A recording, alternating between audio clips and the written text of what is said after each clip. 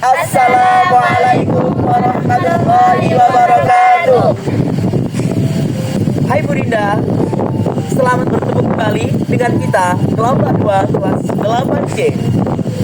Di sini kami telah menyelesaikan tugas project story dengan meta konsep 3D.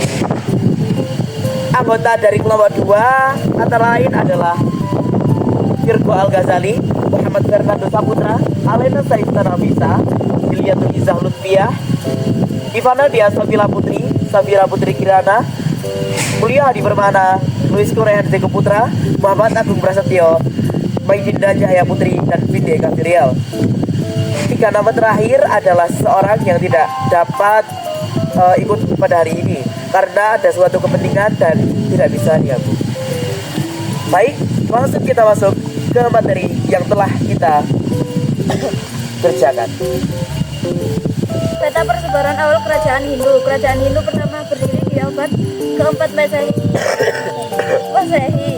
Agama Hindu masuk ke Indonesia melalui jalur perdagangan dengan India yang merupakan pusat agama Hindu terbesar di Asia. Masuknya kerajaan Hindu juga dipertegas dengan adanya bukti ditulis atau dari benda-benda purbakala. Barang peninggalan kerajaan Kutai. Ketopang Sultan yaitu mahkota raja dari kerajaan Kutai yang terbuat dari bahan-bahan emas dengan berat 1,98 kg.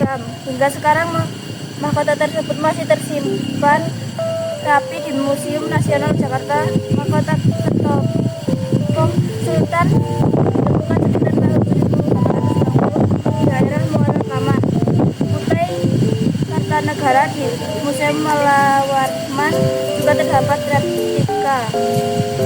Salah satu kerajaan Hindu yang tersebar di Indonesia. Kerajaan Kutai adalah kerajaan Hindu tertua di Indonesia yang terletak di hulu Sungai Mahakam, Kalimantan Timur. Kerajaan ini berdiri sekitar tahun 400 sampai 500 Masehi. Nama Kutai diketahui dari prasasti Yuki, yaitu 7 buah tugu batu yang tercatat pada tahun 475 Masehi. Prasasti ini ditulis dalam bahasa Sanskerta dan menggunakan huruf Pallawa. Peta persebaran awal kerajaan Buddha. Kerajaan Buddha pertama berdiri di abad 6 sampai 7 Masehi. Kerajaan pertama yang berkembang di Indonesia adalah Kerajaan Sriwijaya yang berdiri di Sumatera sejak abad ke-7. Persebaran awal kerajaan Buddha di Indonesia dimulai dari awal Masehi melalui jalur perdagangan. Salah satu kerajaan Buddha yang tersebar di Indonesia, Kerajaan Sriwijaya, adalah kerajaan bahari yang terdiri di Pulau Sumatera pada abad ke-7 hingga abad ke-11 Masehi. Kerajaan Sriwijaya terletak di tepian Sungai Musi, Palembang, Sumatera Selatan. Kerajaan Sriwijaya berasal dari Sankesti, yaitu Sri yang berarti cahaya dan Wijaya yang berarti kemenangan. Kerajaan ini didirikan secara resmi pada tahun 682 Masehi, seperti yang dicatat pada prasasti Kedukaan Bukti. Kerajaan Sriwijaya runtuh pada tahun 1377 karena bersaing dengan kerajaan Majapahit. Selanjutnya, poin kedua. Yang pertama, perdagangan antara Indonesia dan India sangat ramai sehingga secara tidak langsung para pedagang telah membawa agama Hindu Buddha ke Indonesia dan menyebar luaskannya. Yang kedua, wilayah Indonesia merupakan jalur penghubung perdagangan internasional India dan Cina. Yang ketiga, Indonesia memiliki sejarah panjang kerajaan bercorak Hindu, Buddha, dan Islam. Tersebar di seluruh Nusantara, setiap kerajaan memiliki nilai kejayaan yang berbeda-beda. Masa kejayaan itu dibuktikan dengan sejumlah peninggalan kerajaan yang masih bisa dilihat hingga saat ini, mulai dari catatan kuno, karya sastra, prasasti, dan candi. Yang keempat, pelabuhan Tanjung Perak, Tanjung Priok, pelabuhan Makuhero, pelabuhan Merak, pelabuhan Ketapang, pelabuhan Soekarno-Hatta, pelabuhan Ferry Harbor Boy, pelabuhan Belawan Medan, pelabuhan Tanjung Emas.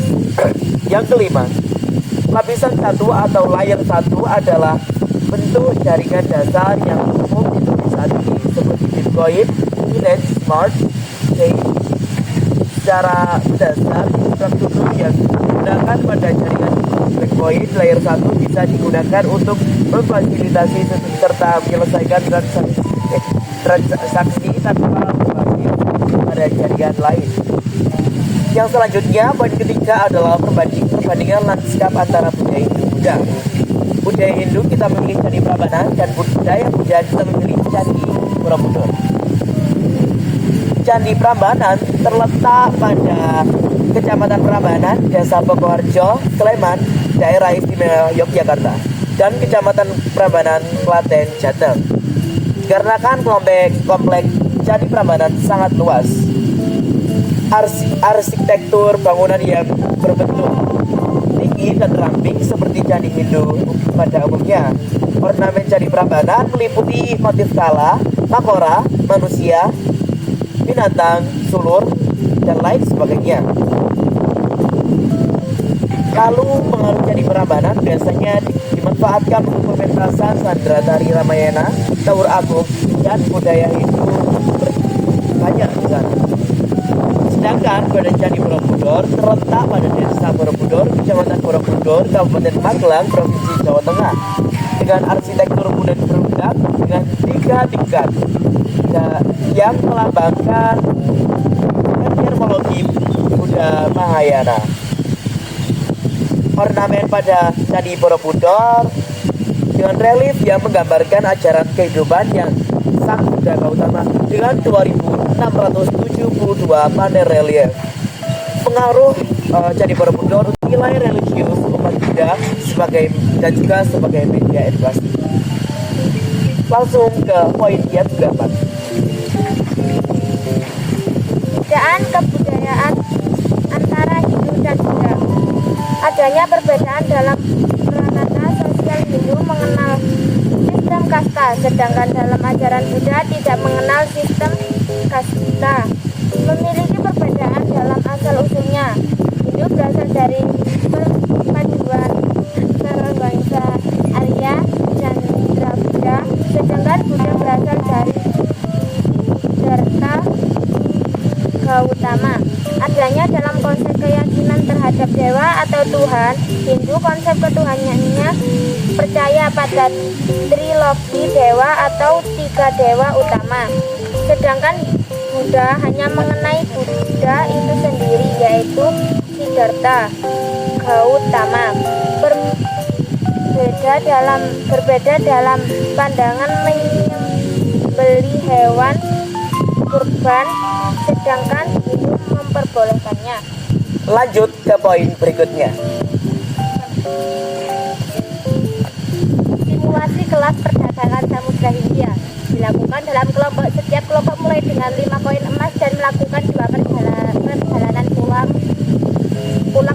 Simulasi perdagangan saham dilakukan dengan modal awal.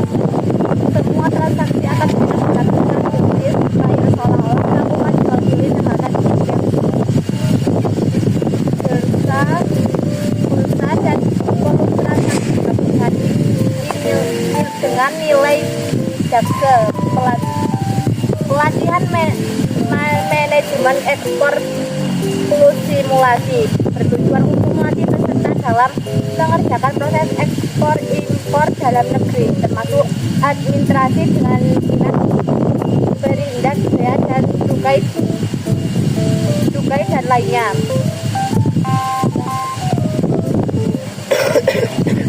Poin berikutnya. Masyarakat Indonesia mengaku kepercayaan nanisme dan abdinanisme. Kepercayaan itu menyebabkan masyarakat dengan budaya India masuk. Periode Hindu Buddha dimulai abad ketiga. Pada abadnya agama Buddha berkembang di India. Menyebar ke negara-negara termasuk Indonesia. Mulai pada abad Masehi melalui jalur perdagangan dipengaruhi oleh posisi Indo sangat strategis dalam bidang pelayaran dan perdagangan. Selanjutnya, Teori masuknya teori sadar ternyata bahwa agama itu dapat oleh golongan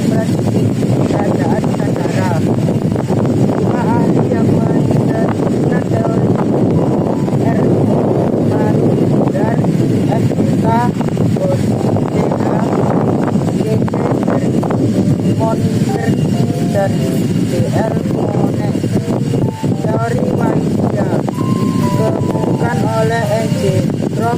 Agama tersebut bisa disebarkan acara pernikahan, hubungan dagang, atau interaksi dengan penduduk.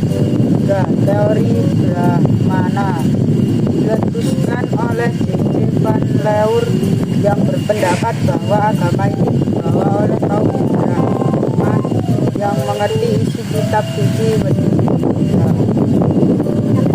4. Teori Sudra dibawa oleh orang-orang India berkastra Sudra. Hanya sedikit yang setuju, salah satunya adalah von Weber. Teori ini menimbulkan kontroversi karena kaum Sudra derajat rendah sehingga tidak layak menyebarkan agama. 5. Teori arus balik dicetuskan oleh FDK untuk menyangga teori Waisya dan Kesatria. Selanjutnya, Jalur masuk Hindu Buddha ke Indonesia. 1. Jalur darat mengikuti para pedagang lewat jalur sutra, yakni membentang dari India Utara menuju Bangladesh, Myanmar, Thailand, Semenanjung, Malaysia, kemudian Indonesia. 2. Jalur laut mengikuti rombongan kapal pedagang yang biasa berangkat pada jalur India, Cina, terus India menuju Myanmar, Thailand, Semenanjung, Malaya dari Indonesia. selanjutnya, Cerita pendek tentang perjalanan pedagang India ke Indonesia. Budi, seorang pedagang India, melakukan perjalanan ke Indonesia untuk menyebarkan agama Hindu dan Buddha. Ia menghadapi berbagai rintangan, tetapi terus melanjutkan perjalanannya.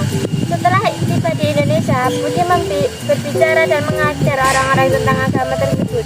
Ia menghabiskan beberapa tahun di Indonesia dan menjadi terkenal karena dedikasinya meskipun harus kembali ke India. Budi merasa bangga karena sudah menyebarkan agama Hindu Buddha ke Indonesia. Hambatan dan rintangan yang dihadapi pedagang India saat ke Indonesia. Hambatan langsung tarik seperti kuota pembatasan impor dan peraturan standar yang dapat memperlambat perdagangan. Infrastruktur yang kurang memadai, perbedaan regulasi dan standar, persaingan yang ketat, ketidaksamaan politik dan ekonomi. baik, mungkin itu saja yang dapat kita sampaikan. Kurang lebihnya mohon dimaafkan dan tolong berikan nilai yang tinggi. Thank you Beyonce and see you. Wassalamualaikum warahmatullahi wabarakatuh.